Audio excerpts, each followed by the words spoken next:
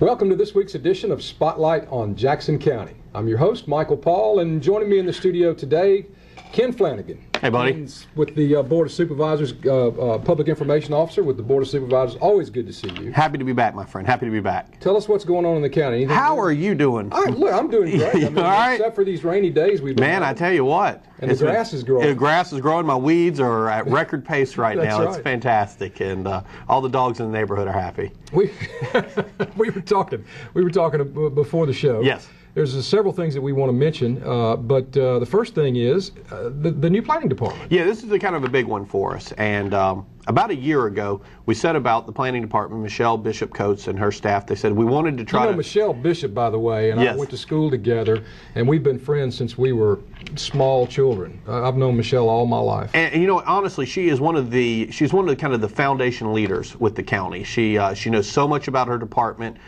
She understands our residents across this county, and it really was her department kind of said we want to try to do something to help out our residents. And they sort of just kind of looked across the board. And one of the things they looked at was all the building permits that they'd issued in 2007. And they realized about 50% of them came from what I'm going to call the Ocean Springs area, the St. Martin area. Van Cleve, maybe. A little piece of North Latimer, okay. and of course when you say St. Martin nowadays, you have to say Old St. Martin and then kind of like I-10 St. Martin, because St. Martin's kind of this. But, you know, I've noticed around. even myself, if you go up, I don't even know the name of the road, but you go north of the interstate toward 609. Well, but it turns into like a 2-lane road. Okay. Yes. And then is it Old Biloxi Road? I think maybe is the name of the road. Forgive me, I don't know, but if you follow it straight up, yes, you'll see up there where a lot of that timber company land has been sold, where there's so many new little developments going on up there. That's absolutely and true. So, you know, you're seeing a lot of growth, and that's really the growth area, I guess. It is. The new growth area of the county. If you kind of expand out the definition of Van Cleve and kind of take it kind of northwest towards Ocean Springs above, we're seeing a tremendous amount of growth there in Van Cleve and in the Hurley area too. And do you think that has anything to do with hurricanes? I mean, I think you can make the claim. You know, certainly that the fact that you're seeing growth north of the interstate in both Van Cleve and Hurley that wasn't quite as predominant 3 years ago before the storm. I think it's pretty easy to connect the dots there, and you'd have to go talk to people on a personal basis and whatnot. But it's pretty area, it's pretty country up there too. It is beautiful. It's very pretty, and you got a couple rivers that make their way in bayous. So the planning department kind of looked at that and said, you know what, we need to address the growth in that side of the county, and they opened up 2 weeks ago a brand new planning department on the west side of the county. It's on Highway 609. Right there in our road department office, you've got the sheriff's department office, and right behind there's the road department. You can't miss it with all the gravel and sand back there, and that's where we did. The road department was gracious enough to clear us off 2 desks back there. And we've got 2 full-time building inspectors stationed over there, plus 2 office personnel. And Mike, you can do everything in that office that you can do in the Pascagoula's main office, but you don't have to drive over here. Well, that's great, and it's in a location that everybody knows where it is. Exactly. The Sheriff's Department substation. It's right There's there. a tax collector office. Tax over collector, there. health department's over there. Health department. I mean, it's all in one location. You can go get your blood pressure checked, see if you're feeling up to it, run over there, get the building permit started and everything. Wait a minute. Go ahead and get an arrest warrant served out over there in the Sheriff's Department. It's a great facility. But you should get your blood pressure checked before you pay your taxes. That's right, before you do that. Just make sure you're in a zen-like state. I'm ready to go now. I'm ready to go now. So we're excited about having it over there. The first day it opened up, we had 2 people go in. The next day, on Tuesday, we had 4 people go in. We're averaging about 12 to 18 people in there a week now, and really and that's the reason I'm happy to be on your show today, is kind of get the word out there. Right. That if you're over in that neck of the woods, if you even go share, you think to yourself, maybe it's a little shorter drive over to Ocean Springs and over to Pascagoula, depending where you are. We'd love to have you. You can do everything over there. The only caveat is if you're a major business, say you were starting a chain of gas stations or a new apartment complex, you do need to head over to the main office for that. Something big like that, you still have to head over to the main office. So what kind of, Ken, what kind of staffing will you maintain there at that particular office? Michelle is dedicated to keeping the 2 building inspectors over there and to 2 office personnel right now. We're going to do it for a year. We'll see what the numbers say. If the numbers say we need more people, we move more people over there. If the numbers aren't quite as much, we stay it is or we decrease. We're going to kind of view the next year as kind of our trial period and see what the people's need is over there. Well, I'm glad to hear about that because it makes it a lot more convenient. I know even when you buy a tag and you live in that part of the country, you know, where you need to pay your taxes, whatever it is, you can now do apparently most everything there. You can get a lot of it done. It certainly will. That location. And you know, and with gas at what $3.80 a gallon right now, it certainly helps to instead of thinking to yourself, gosh, I got to drive all the way over to Pascagoula. And also, we're saving a little county gas as well, because our building inspectors are now working out of that office. Instead of having to drive from their homes in Ocean Springs to Pascagoula to get their marching orders today, then to drive back to Ocean Springs to come back at the end of the day, they're just right there at work. Yeah. Well, that's great. Saving money, and it's also making things a lot more convenient. Let's see here. One of the things that you brought in that we were looking at is this new speed deterrent device. Yes, speed deterrent device. And I think everyone knows the county and the sheriff have worked for years to try to get us radar in the unincorporated areas of Jackson County, and we just can't seem to get through the state legislature right now. Every year we're going to try again next year. But the board kind of looked around and they said, there's got to be something we can do. The biggest complaint that our supervisors hear, and you probably know this one, is speeding. Residents are always calling there's speeding going on in the unincorporated areas. So we looked around and said, is there anything we can do? And so we decided we're going to purchase 2 of these speed deterrent devices. And it's really just a trailer with a radar device on there and a speed monitor. I think we can put a picture of it up on the screen. Yeah, we have one. We have one here, but these things cost about $5,000 a piece. A little less than $5,000 a piece. And what they do is not only do they detect speed, but what else? Tell us about what else they do. The road department is really excited about it because they're also a traffic count. They're always counting 24 hours a day how much traffic is going down that road, and they're going to log how many cars, what time they went by, and what speed they went by. So we're going to be able to, in a year's time, as we're going to move these things throughout the county, we're going to be able to say what the average speed is on a road. We're going to be able to tell you how many people are speeding, and the road department is going to be able to use that data and say, look, we know we're going to need to do more maintenance on this road. We're going to know when the asphalting project, I mean, it is hard data from streets, and we're going to keep them there about 10 days at a time. We feel like that's going to be a good number for a traffic count. So dual purpose. So you can actually determine from the speed how the wear on the asphalt? I didn't know that. Joe O'Neill was telling us that, when you come up with the speed for a road, it's based on safety and residency and stuff like that, but it also, speed determines how fast a road deteriorates. And so if you have more people speeding on a road, then you know how much faster that road is going to, because you kind of base it on, let's say it's 25 miles an hour. You say, all right, well, we have this many cars going 25 miles an hour. Every time that wheel rolls, you're picking up a little piece of asphalt, a little piece of rock, and if you're going faster, you tear up more road. And so we're going to be able to kind of put a maintenance schedule on that. I didn't know that. That's an interesting. I got to admit, I didn't know that either before Joe told me. I wasn't born with that knowledge. It was given to me. Well, so that's good to know. It's interesting. I'm glad we were able to share it with the audience. Let's see here. We talked about the speed control. Oh, the fair. Moving along. The fair's coming. It's coming. It won't be long, and the fair will be here. Tomorrow morning, we're going to wake up and it's going to be Christmas Eve. That's just all there is to it. Well, I looked across the street this morning and checked out, and I knew you were coming. And yes. It looks like they're moving right along with the fair booths. Tell me how that's going. All right. Well, the fair is October 19th. That's the date. And once again, it's a free admission fair. It's the largest free admission fair, I think, in the South. I'm always a little hesitant to say that because I'm sure somebody in North Alabama is going to call it. No, we got a big fair. That's but I think so. The plan is to have all the food booths done 2 weeks before the beginning of the fair. So that's going to be the first week in October, and the guys are flying out there. A lot of foundation work to begin with because you have 10 kitchens you're putting in there and all the electrical. Now that we're past that, we've got the roof on. All the walls are up, and the good news is we're kind of a little bit weather resistant at this point. The guys now are not dependent on the weather to get the job done. They're inside. Like today's a rainy day.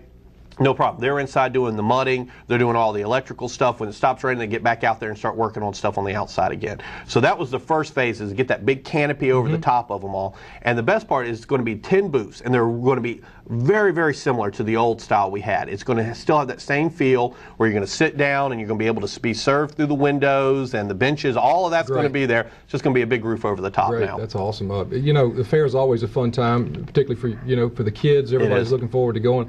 And I'm interested to see how this turns out because being covered, yes. You don't have to worry so much about the weather.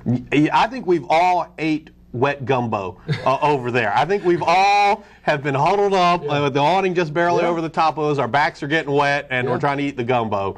It seems like October always rains right on the fair, and that was really a big factor. And it's like 25 feet of covered area beyond just the food booth. So there's going to be tons of area for picnic tables and hanging out and just enjoying some food and everything. And we're hoping, we really want to still keep that atmosphere of our individual church booths and that kind of that friendly atmosphere there. Now, how does the we've only got about a minute left. Already a minute? Yeah, oh we've just got a minute left. But will we see some of the same folks back in the Fab booths this year? Absolutely. That's the thing I think we're the proudest of is we've had the 10 churches and there's 2 civic groups. We have kept them in the loop the entire time. Okay. We've been meeting with them the whole way. It should be the same 10 that were back last year. The only difference would be if somebody has to decline this year for whatever reasons, they can't make it out there. But we're hoping to get the same 10 we had last year. That's great. We'll have good food, that's for sure. I can already smell the gumbo. Yeah, and we'll have a place to stay. That's out right. Of the rain. Nice and dry. Fantastic. Look, it's always good to see you, Thanks, Ken. brother. Thank you so much for joining us and giving us an update on what's going on in the county. Ken Flanagan, Public Information Officer for Jackson County Board of Supervisors. Don't go away. Joe Martin's coming back with us in the second half of the show. We're going to talk about elections. Be right back. Hey, welcome back to Spotlight on Jackson County. And as I promised you, Joe Martin, we finally got him in here in the studio to talk about elections and all kind of stuff. Joe, how you doing? Fine, Michael. Thanks for having me, man. It's great to have you. So Appreciate good to see you again. Same here. Joe, how long have you been circuit clerk? I'm in my 29th year, Michael. You know, you've been doing this since I was a kid. Blessed. You're blessed. I love it. Blessed. And I remember when you were skinny and dark-headed. Well, I'm a little skinnier than I was, and a lot more white-headed than I was when I ran. Yeah, but you're a lot smarter too. Yeah, that's true. Smarter. You learn a lot, buddy. You do. I remember very well when you got elected. I was a kid. I think I worked at the courthouse when you got elected. In 1979. Yeah, I was a janitor at the courthouse. I used to clean all the circuit clerk's office and the tag office and all the judges' offices upstairs. I was in charge of everything to do with circuit. Okay. And then occasionally I would be downstairs cleaning the sheriff's department too. But time flies. Yeah, it flies. But I remember that election very well. But Joe, today I guess we need to talk about elections because my goodness, we've got a general election coming up. We've got some special elections coming up. Tell me about the school board, the school bond election over in the Ocean Springs area. That's the first one we've got coming up. That's in September. The deadline to qualify has already passed, or to register to vote, that is. And it takes in 6 wards within Ocean Springs and 3 county precincts. And of course, what we're doing there is assisting the school board and the city of Ocean Springs, the election commissioners in our office, are assisting them in getting this election ready and getting poll books and stuff like that. And it means a lot to them over there in Ocean Springs because of their schools and things like that, and they're really having a big push to get people out. They'll have absentee balloting going on over there. But anything like that, I'm going to refer them to the city of Ocean Springs, to their city clerk's office, because really we're just assisting them. But I look for that a big turnout on that September 9th. With 30 years, of experience in running elections, I mean, I think they've got the right guy on their side to try to help them. Well, I thank you. It's September 9th, right? Right. And does that's not just in the city of Ocean Springs, though. No, that's right. You've got Gulf Park Estates. You have the Ocean Springs Civic Center, which is out on the highway, and you got parts of Gulf Hills also. So we're working with them to make sure the election commissioners have trained the poll workers already. We've got people going to assist them on election day. The election commissioners are going to be ready, and our office is going to be ready to assist them any way we can in case some voter problems come up and stuff like that. We're actually going to do the poll books for them for the precincts that are outside their city wards. What's some of the problems you have to anticipate, Joe, when you're about to start an election cycle like this? Well, number one, you got to get good poll workers. How difficult is that these days? Well, you got to understand, Mike, people nowadays, both husband and wife, are working. And it does cause a problem sometimes. We have a lot of good people, Mike, that are still working for us, that worked in the election process when they didn't get paid anything. I know. Then it raised up a little bit, and now it raised up some more. I think just recently, didn't they poll workers get a raise? Yeah, they got it raised, I think, up to $100 and something, which, when you think about it, it's still during not the day, that much money. No, it's not that much money. And they have to go to a training session and be trained. Do they get paid to do that also, or is that? Oh yeah, they do. Okay. They do. A lot of things have changed as far as poll workers. Isn't it more of just a civic thing. People do it as a civic duty. They do it because the money. No, they're not there for the money because they're not making money. And I want to commend them, and I'm glad you brought that up. Our poll workers throughout this county have done a tremendous job. They go to the training sessions. They go the extra mile on election day. You know, I mean, they're there from daylight to dark. Yeah, you know, it's funny, but you get to know your poll workers too. If you vote regular, like I do, and when I walk in, you know, they point me over there to the table and hey, how you doing today? Check your name off the list here, sign here. Yeah. But you know, they do a great job. They sure do. And you get to know some of them. These are continual workers. They do it day in or election in, election out. I mean, always and normally we have in some years we have 3 elections. And you want to have your poll workers, whether it be hired by the Democrat or Republican Party, you want your poll workers to be trained, regardless of what party they're working for, so they'll do a good job. That's what we're looking for, Joe, is elect good elections. If somebody wanted to be a poll worker in this upcoming election, who would they call you?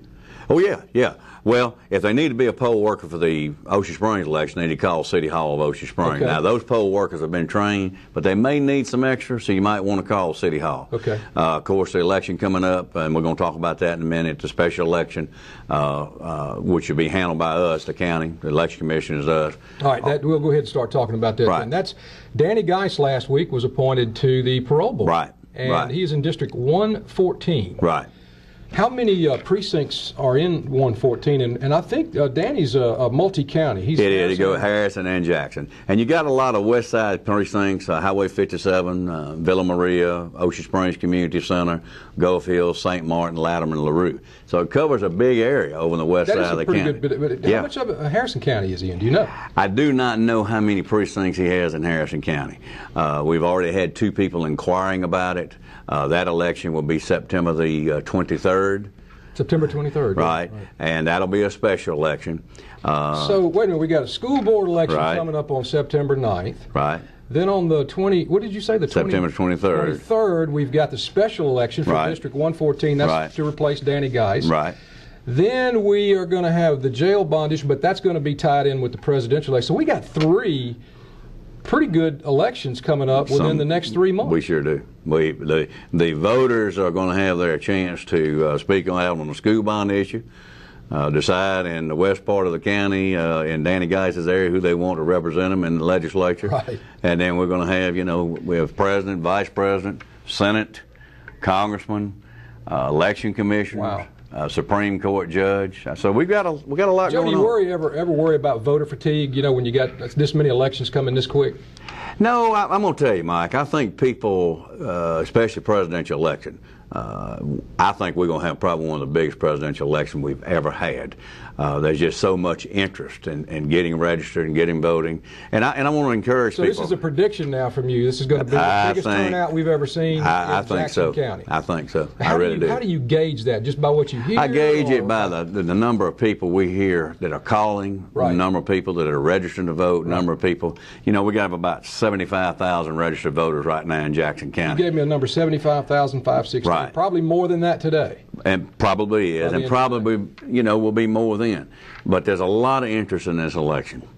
And Mike, we have people that vote in a presidential election and don't vote in another election for the rest of the 4 years. But they gonna vote on the president and vice president. Some people are gonna come in on election day and they may not vote but on president and vice president, won't vote on anything else. We've had that happen before. It is interesting. You ever wonder what's in the mind of a voter? I mean, you've dealt with them so many years, and it's just impossible to figure out what people are thinking. No question. No question. I guess because we're all different. We all got a different agenda, but one thing's for sure, it's great to see so many people get registered to vote. We had, and I want to encourage people, if they've got a name change because of marriage or divorce, or they have moved within the county, now's the time to get that voter registration changed. I was going to ask you, my son just turned 18, and he asked me the other day, how did he get registered to vote? He want for the presidential election. I wasn't sure exactly. I think you got to go to Joe Martin's office. Well, no. What's good about it now, they can go to the city halls in Pascagoula, and normally they send them to us. Goche, Ocean Springs, Moss Point. We can mail them a voter registration form. They can come in the office. When we have people coming in on juries, we encourage them if they had a name change because of marriage or divorce or some type of address change, not only change for them, but to change for their family. Take their form for their families. Right. Because, Mike, it's so much easier to go in and vote at your correct district and precinct than it is to vote by affidavit ballot. I want to ask you something about an affidavit ballot, Right. and clear this up for me. If you go in and you vote and your name is not on the thing, but you say, hey, look, this is where I'm supposed to be voting, what happens to that affidavit ballot? Does it ever get counted? Oh, yeah, yeah. What happens? Does get counted. Oh, yeah, what happens? It depends on who's running the election. If it's a Democrat or Republican Party, if it's a primary. Let's just say for general election, General election. Be in charge. All right, general election. Well, we assist the election commission. I know. What's going to happen to that affidavit ballot? Michael Paul votes an affidavit ballot. They get that ballot. Okay. Depends on what district it is. Okay. They look and see, number one, is Michael Paul a registered voter? That's the first thing. Okay. And we got people to come in and vote that are not even registered. Second thing we check, if Michael Paul is voting in, say, let's just take a precinct. Let's take my precinct, North Pascagoula. Okay. To vote an affidavit ballot, you got to live, eat, and sleep in the district and precinct in which you reside. Okay. So if you are a registered voter, and if you live, and you say when you come in, look, I live here on Wilder Street. Okay. That's in that precinct. Okay. That ballot is counted. Okay. Now, it's so much easier, though, to come in ahead of time. And, of course, human nature... make sure the roll is right. That's correct. right. That's right. The human nature is a lot of people don't get their voter registration changed. Joe, if you do that, do you fix it? We fix it. You fix it right after. Right. After the election, we get these from the election commissioners, all the parties, and they say, Michael Paul, number one, is a registered voter. Okay. Michael Paul is living in his correct district and precinct. Okay. We take that information, change it, send you a voter registration card. Now, if Michael Paul is not, then what we do is we get with Michael Paul. Purge him off the list.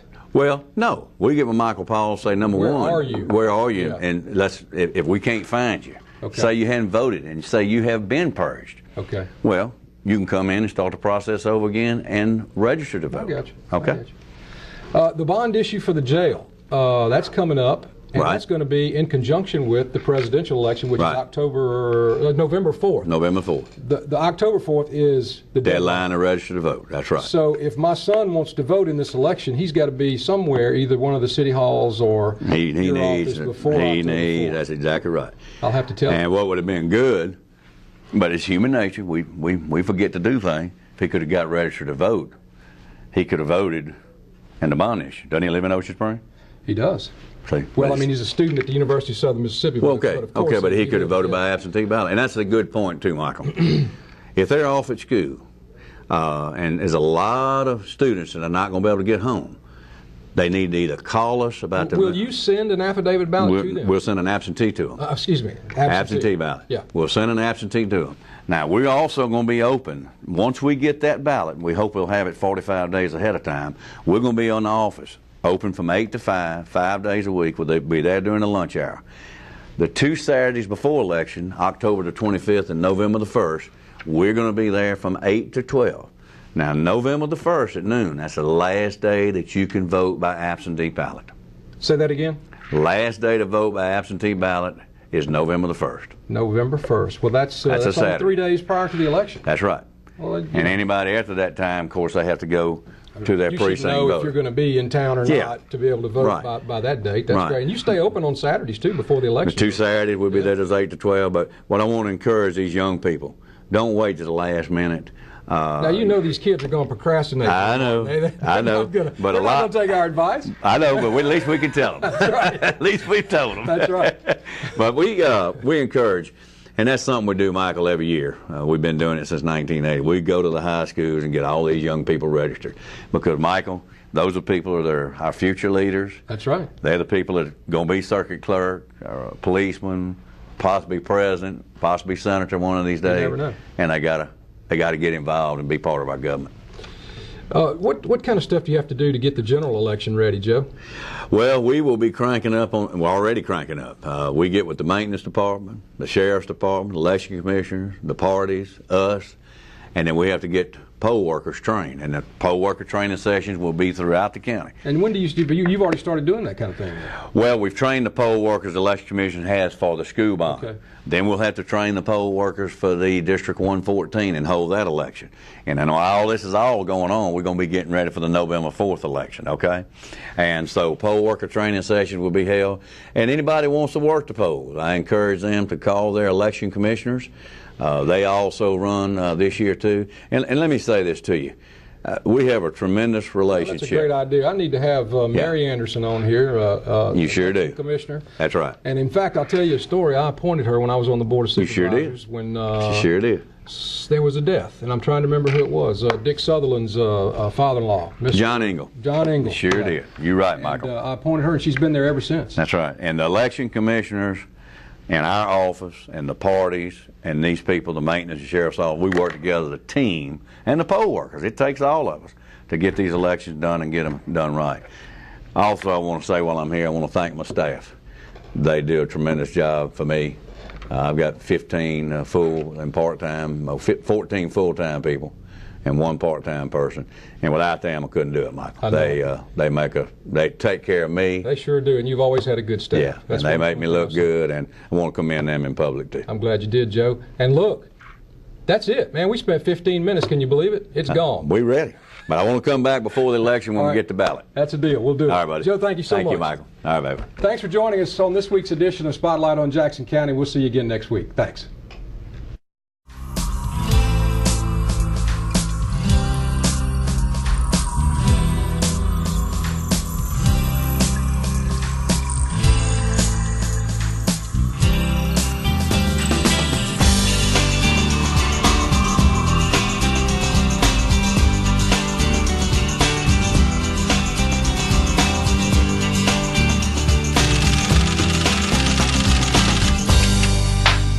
That's a wrap.